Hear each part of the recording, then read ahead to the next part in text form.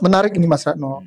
Kita membayangkan generasi muda ini rebel ya, pemberontak. Tapi ternyata cukup manut dengan pilihan orang tuanya masing-masing Iya, tentang makanya politik. memang agak Mas, anomali, kira-kira begitu ya. Justru generasi muda ini yang persentase terbesar akan menerima uang itu lebih tinggi, Mas.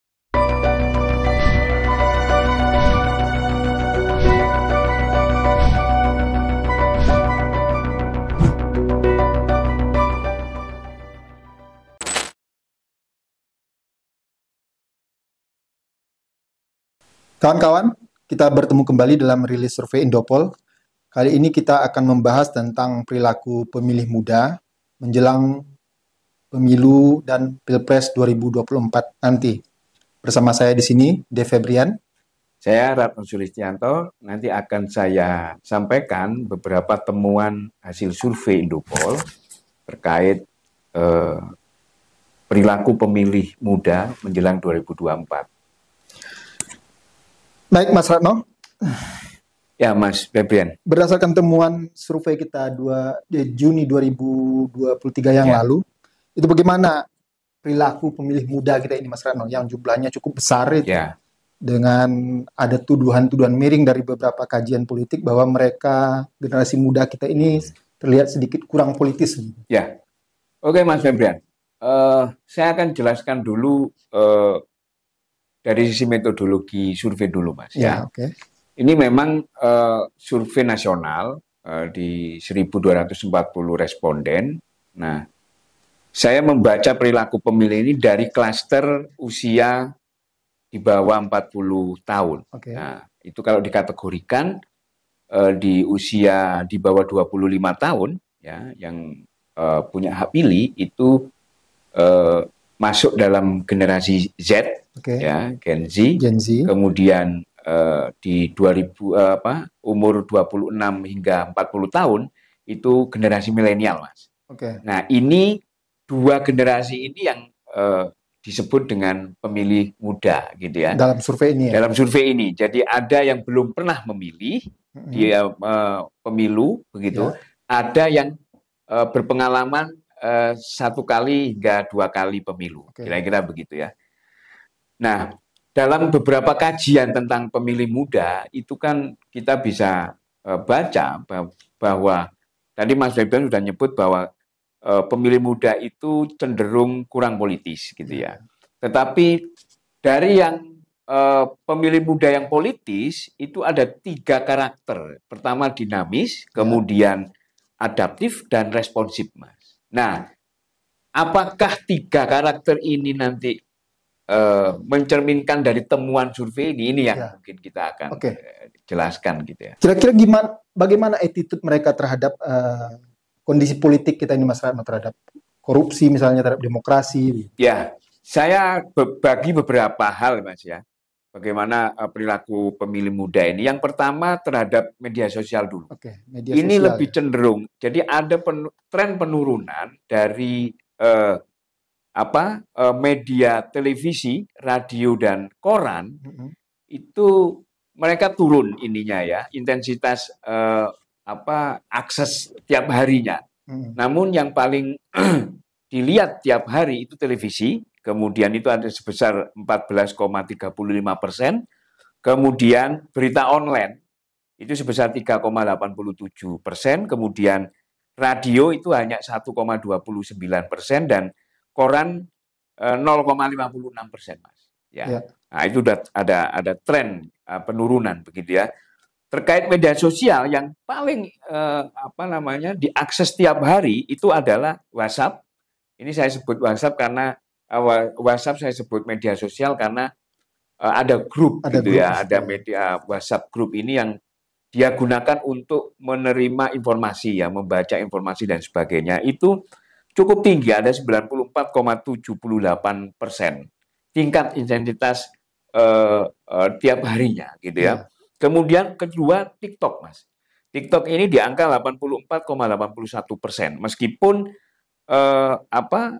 kepemilikan akunnya ini di bawah WhatsApp, Instagram, gitu ya. Tapi trennya udah mulai naik. Di sini yang memiliki akun sudah 31,85% gitu. Kemudian yang ketiga baru Instagram itu di 77,22% intensitasnya. Kemudian Twitter itu 73,33%. Kemudian baru YouTube di 70,20% ya. Lainnya misalkan Facebook ini sudah pemilikan akunnya tinggi tapi intensitasnya sudah menurun 69,51%. Berarti satu orang itu bisa melihat beberapa platform media sosial, Mas. Kira-kira begitu. Ini pemilih, khususnya pemilih muda ya, gitu ya. Nah, kemudian hal yang kedua, Mas Febrian, itu saya memotret bagaimana pemilih muda ini pihak yang mempengaruhi politik dia, gitu ya. Pihak mana yang bisa mempengaruhi politik sikap politiknya.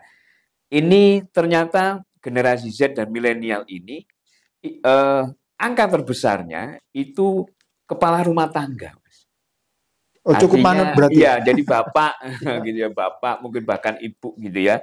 Itu dia angka generasi Z itu 26,9%, kemudian milenial itu 23,6%.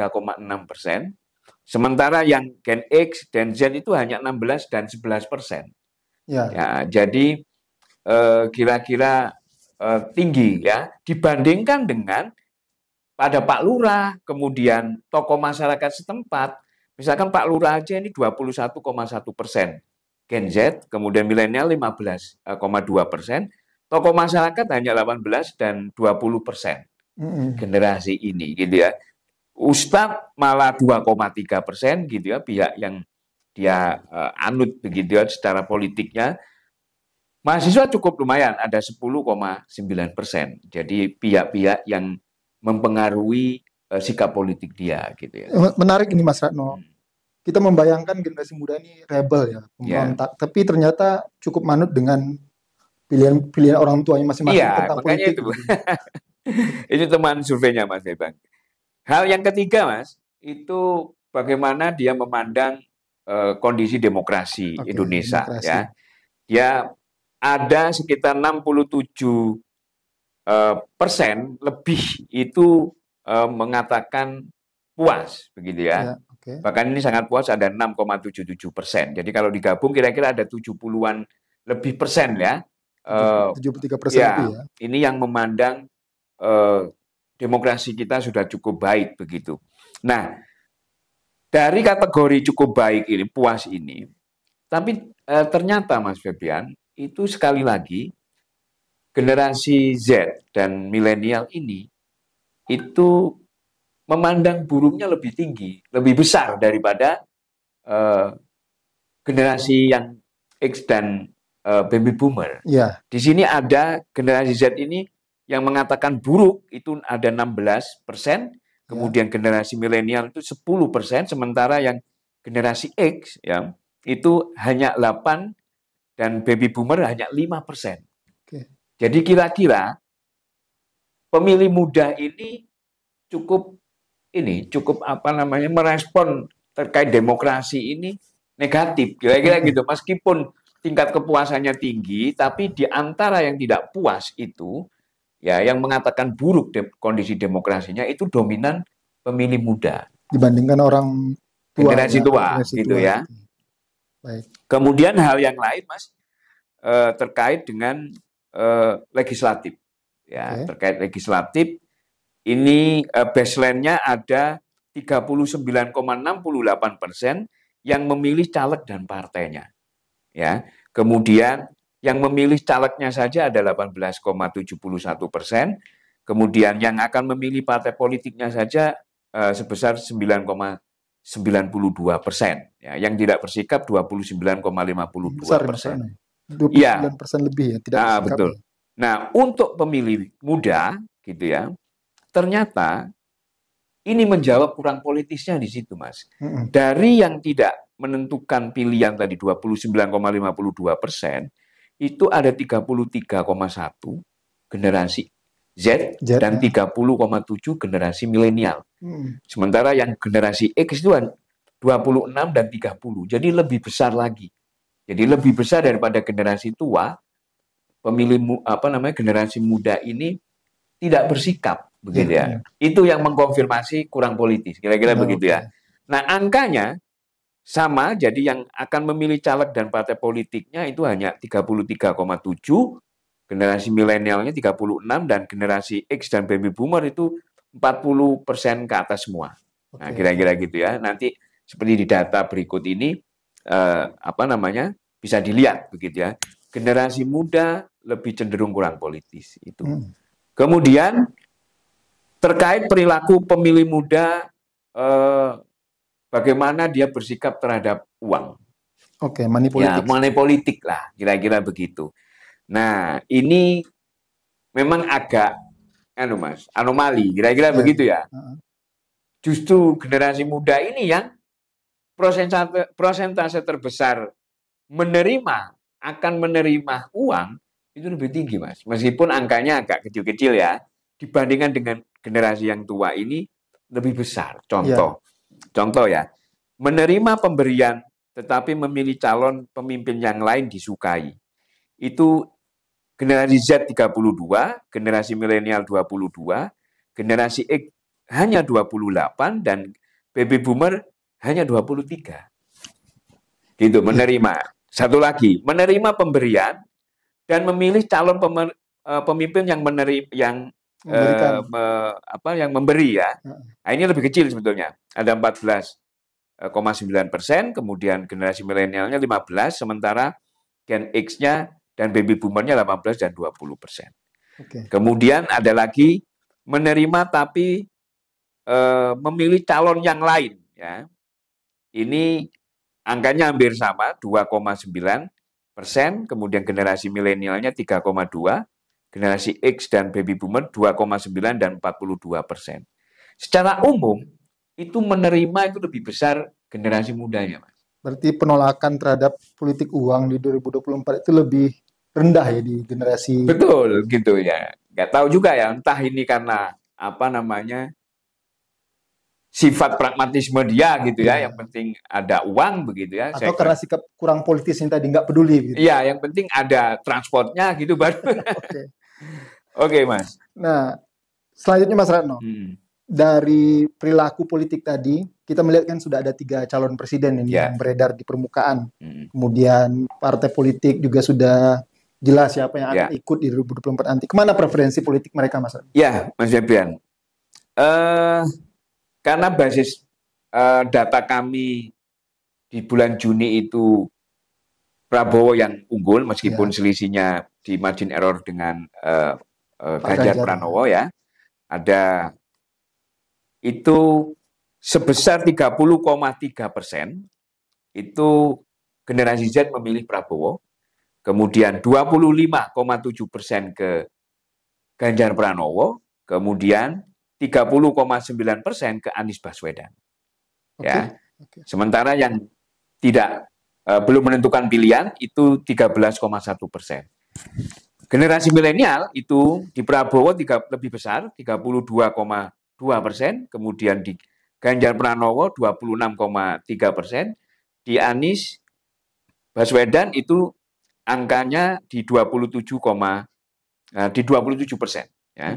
Kemudian yang figur yang belum menentukan pilihan itu di angka 14,5%, Mas Febrian. Berarti Pak Ganjar kurang populer di kalangan muda ini. Kira-kira begitu. Terus ada ini dari ketiga capres ini ya, strong voternya untuk milenial itu lebih cenderung kuat di Prabowo Subianto. Jadi ada 58,5% ya strong voternya. Kemudian untuk Ganjar Pranowo itu di 53,3% begitu ya. Kemudian untuk Anies Baswedan Gen Z-nya ini ada 50% ya. Sementara swing voternya tapi yang paling besar itu justru di Ganjar Pranowo. Ya, benar. Itu ada 44,4% ya Gen Z-nya. Prabowo Subianto itu sebesar 32,1%. Anies Baswedan di angka 40,7%, Mas. Kira-kira begitu. Pilihan parpol bagaimana, Pak? Ya. Apakah PDIP juga ini? Ya, tentunya begitu karena memang mayoritas masalahnya ya apa namanya elektabilitas yang tinggi ya. Pertama di survei ini terkait kepercayaan politik dulu, Mas. Ya, kepercayaan politik di survei ini kan baseline-nya itu di angka sekitar 62 lebih ya, 62% ya. Itu yang percaya terhadap partai politik ya. Di antaranya yang generasi Z itu 57,1%, Mas. Jadi dibandingkan dengan generasi yang tua kecil ya, generasi milenialnya ada 60% yang percaya. Kemudian generasi X-nya itu 64,9% dan baby boomer 71,4%. Jadi generasi muda ya, pemilih muda itu lebih cenderung lebih rendah tingkat kepercayaannya dibandingkan dengan generasi tua. Nah, itu apa namanya sikap politik dia ya. Nah, sementara pilihan politiknya itu di PDIP ada sebesar 21,1% ya. Kemudian ada 25,3% itu generasi milenialnya. Kemudian di Partai Gerindra ternyata lebih besar, Mas. Ya. Ada 23,4%. Jadi kalau tadi sampaikan apakah ke PDIP, enggak, ternyata di Gerindra. Meskipun selisihnya masih margin error ya, cuma ini bisa kita baca lebih cenderung ke Gerindra. Kemudian ke Golkar ada 8,6%. Nah, ada lebih besar lagi untuk Nasdem itu ada 20%. Jadi antara Golkar dan Nasdem itu lebih pemilih muda lebih cenderung ke Nasdem. Ya, ada 20,6%. Kemudian PKB itu 8%, PKS ada 4%, kemudian Hanura ada 1,7%, P3 0,6%, Partai Buruh 1,1%, kemudian Partai Umat 0,6%, kemudian yang lainnya di bawah 1%. Febrian. Berarti sepertinya partai-partai politik yang punya kekuatan besar mengusung capres itu lebih diapresiasi sepertinya. Sepertinya itu sama dengan perilaku pemilih secara umum ya. Jadi artinya partai politik yang memiliki capres begitu itu sangat diapresiasi oleh pemilih. Berarti juga jadi ada kotel efek. Ada menunjukkan rendahnya tingkat loyalitas kepada partai politik sebenarnya, Mas. Kira-kira. Nah, dari besarnya jumlah pemilih muda kita ini, Mas Ratno, apakah mereka ini akan memiliki peran atau pengaruh yang signifikan di pemilu 2024 nanti dan Pilpres juga? Untuk menentukan signifikan atau tidak, itu sebenarnya kita bisa lihat di tingkat partisipasi, Mas. Di beberapa data yang kami temukan itu memang tingkat partisipasi pemilih muda lebih rendah daripada pemilih yang tua. Nah, artinya kalau ditarik dari data itu, memang secara angka itu signifikan. Bahkan ada yang memprediksi sekitar 64% ya, nanti di 2024 gitu ya. Tetapi kalau seandainya tingkat partisipasi itu rendah, ya kesimpulannya tidak signifikan kan begitu ya. Akan sama saja dengan pemilih generasi yang lain begitu. Nah, tantangannya itu artinya ini akan signifikan ketika tingkat partisipasi di pemilu 2024 itu optimal, itu bahkan katakanlah misalkan 100%, maka akan signifikan, Mas. Tapi ternyata dalam temuan survei tidak. Dalam temuan survei itu tingkat partisipasi yang paling rendah itu generasi muda. Apa namanya pemilih muda. Pemilih muda. Ya. Nah, makanya itu tantangan dan upaya KPU ya, upaya pemerintah di sini mesti bisa mensosialisasikan lebih masif terkait partisipasi pemilih muda ini. Begitu juga partai politik mungkin. Partai politik betul gitu. Sudah tugas partai politik untuk menggerakkan pemilih muda ini untuk datang ke TPS. Kira-kira begitu. Terima kasih Mas Ratno. Demikian kawan-kawan rilis kita kali ini, kita bertemu dalam rilis survei yang akan datang. Terima kasih.